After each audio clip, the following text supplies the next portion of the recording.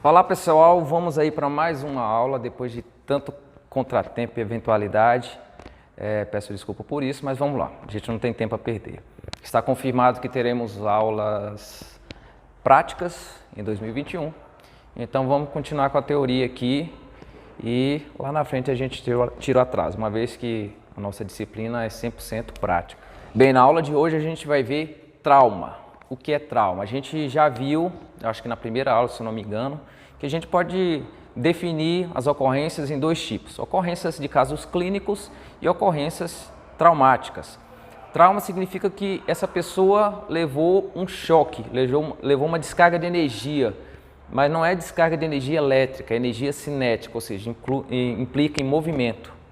Sendo assim, uma pessoa levou uma pancada, levou um disparo de arma de fogo, enfim, qualquer ação em que há uma energia cinética, ou seja, uma velocidade e descarrega na pessoa, a gente considera como um trauma. A pessoa caiu no chão por causa do tombo, considera-se também um trauma. Então, houve uma descarga de energia cinética, facada, agressão por arma branca, agressão por arma de fogo, uma vez que a munição vem, o projétil vem e colide com o corpo, isso é uma descarga de energia cinética também. Tudo isso é incluído como trauma.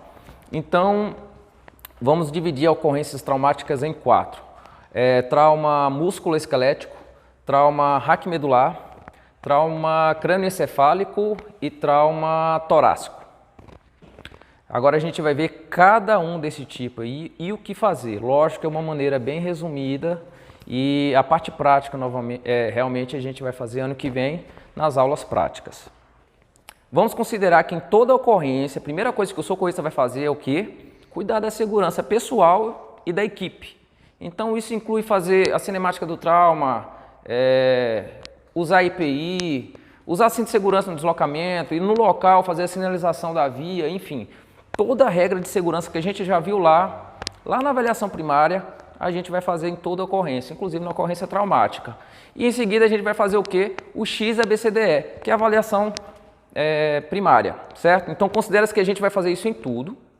Para quê? Para que a gente não perca tempo e vá logo na ocorrência realmente de trauma e para ver o que é que o socorrista vai fazer em cada caso.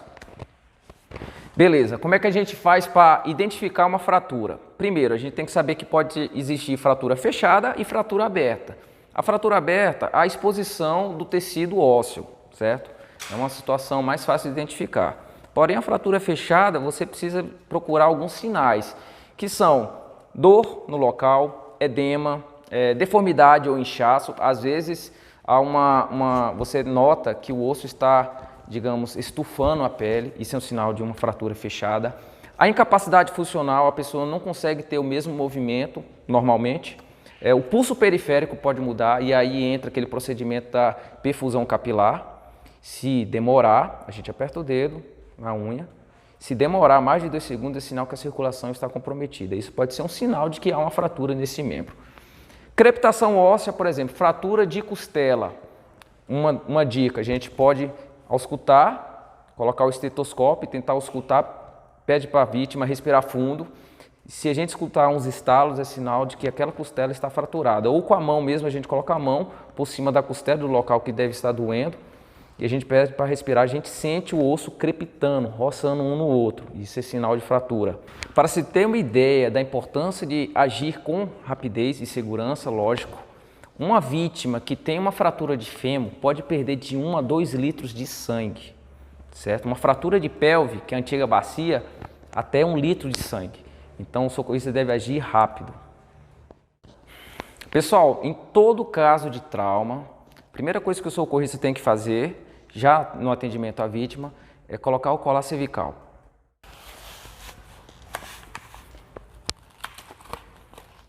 Vamos supor que a nossa vítima fraturou o membro superior esquerdo, certo? Então, eu escolho uma tala que seja mais ou menos do tamanho do membro, sempre um pouquinho maior.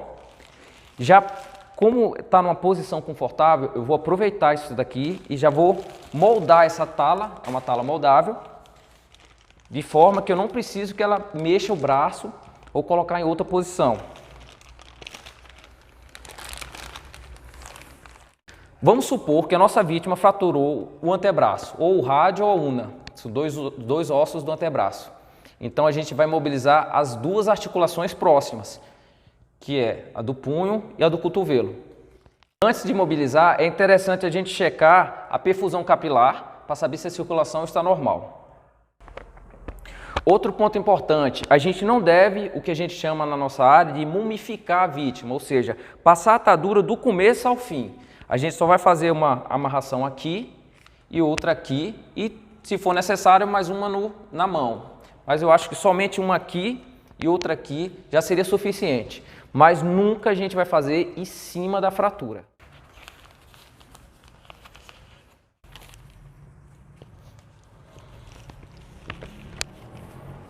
Outra dica importante, nesse caso, caso a vítima vai deslocar num percurso muito longo, ou se for na zona rural em que a viatura vai balançar ou o transporte vai balançar, é interessante a gente passar mais uma terceira faixa, unindo esse membro fraturado, no caso o braço da vítima, ao corpo dele.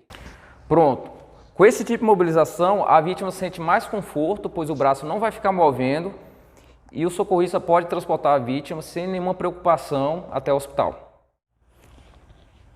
Pessoal, agora vamos ver fratura em membros inferiores. Nesse caso, a gente escolheu a pior situação, que é uma fratura de fêmur, que semelhante à fratura de pelve, a gente vai fazer mobilização na altura aqui da pelve, que antigamente a gente chamava de bacia. Então, a fratura de fêmur, novamente, como a gente tem que imobilizar as duas articulações próximas à fratura, a gente vai ter que imobilizar o joelho, consequentemente o restante do membro, e a pelve. Então, a gente vai colocar uma tala por baixo, uma tala lateral, e em seguida a gente vai colocar uma tala na pelve, abraçando as duas talas.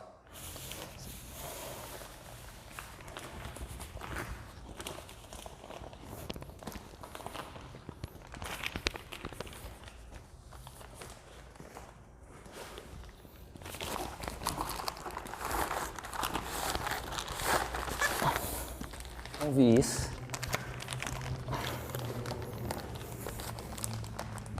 Tô tirando a mão, cacete!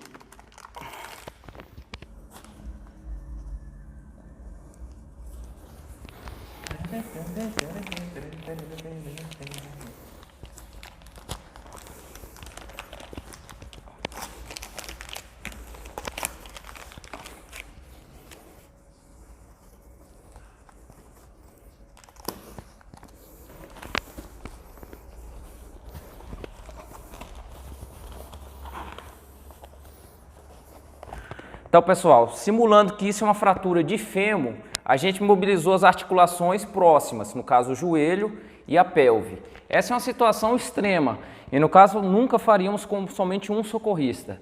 Isso é só título de aprendizado. Eu espero realmente que vocês nunca precisem fazer uma imobilização sozinhos. Mas, como eu falei, é título de aprendizado. Observação: em caso de fratura aberta, a primeira coisa que a gente vai fazer é hemostasia. Então a gente vai fazer a limpeza do ferimento e vai tentar controlar o sangramento se houver. E depois a gente vai fazer o curativo para proteger a área exposta, certo? Em seguida a gente vai fazer a imobilização. Jamais vamos fazer imobilização de uma fratura exposta sem fazer um curativo. Observação, mais uma observação. A gente não deve usar muita força no momento que a gente está amarrando ou está passando a atadura na vítima, para não prender a circulação. E ao longo do transporte, a gente tem que fazer a perfusão capilar, tem que fazer o teste da perfusão capilar, para averiguar se a circulação não está sendo comprometida com a nossa imobilização. Algumas vezes a gente encontra a vítima numa posição difícil, por exemplo, um membro que foi fraturado e não está numa posição anatômica. O socorrista deve sim tentar colocar um membro numa posição confortável, numa posição anatômica, para depois imobilizar. Porém, se houver alguma resistência, o socorrista deve imobilizar do jeito que está e assim transportar a vítima para o hospital. A gente acabou de ver situações de trauma músculo-esquelético. Agora a gente vai ver um caso de TCE, traumatismo crânioencefálico.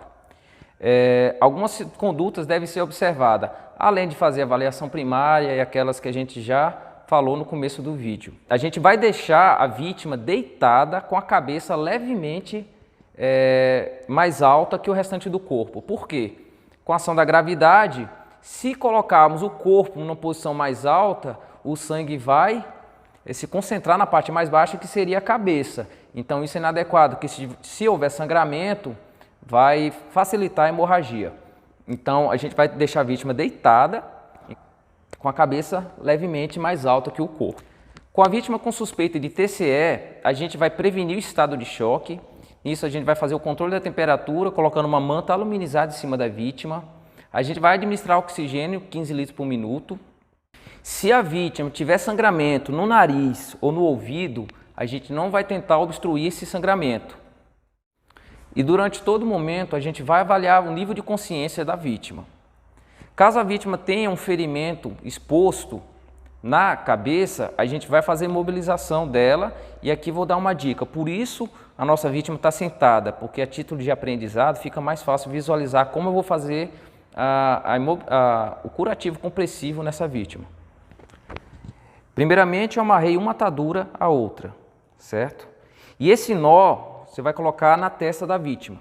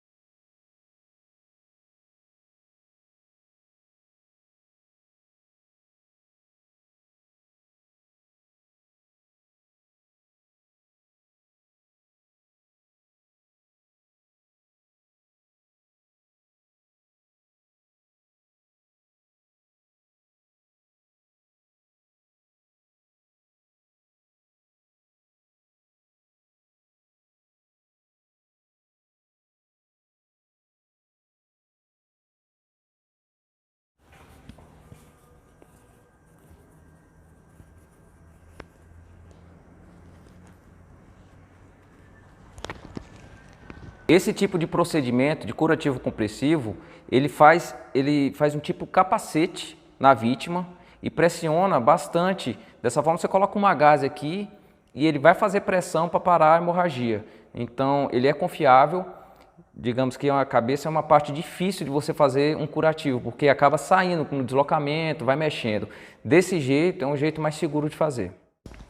Agora vamos ver trauma torácico, que são situações de traumatismo, lógico, contuso ou penetrante na região torácica, que pode causar uma morbidade significativa, né, no sistema circulatório e na respiração. Fratura no externo, fratura na costela, tórax instável, hemotórax, pneumotórax, lesão nos grandes vasos, enfim, tudo isso entra como trauma torácico. Por ser uma região difícil de mobilizar por causa da respiração, a gente vai procurar dar conforto na vítima, principalmente no momento do transporte. Uma técnica que a gente pode utilizar é a tipoia, que é descansar o braço com uma atadura ou com uma bandagem triangular do lado, digamos, que a vítima tenha sofrido uma fratura na clavícula ou na costela de algum lado, desse lado direito. Então, quanto menos mexer o braço, é melhor para a vítima, menos dor, e vai dar mais conforto para ela no momento do transporte. Basicamente, como socorrista, o que você deve fazer é prevenir o estado de choque, administrar oxigênio, fazer um curativo em cima desse ferimento, imobilizar se for possível e providenciar o transporte adequado para o hospital. Lembrando que, se houver perfuração suspeita de hemotórax ou pneumotórax, que é entrada de ar ou entrada de líquido nos pulmões, a gente deve fazer o curativo de 3 pontas. Isso porque o curativo de 3 pontas vai funcionar como uma válvula. Ele não vai deixar o ar entrar quando a vítima faz o movimento de respiração, e ele vai deixar ao mesmo tempo o líquido, no caso o sangue, sair, evitando que entre para dentro, né, da cavidade, do pulmão.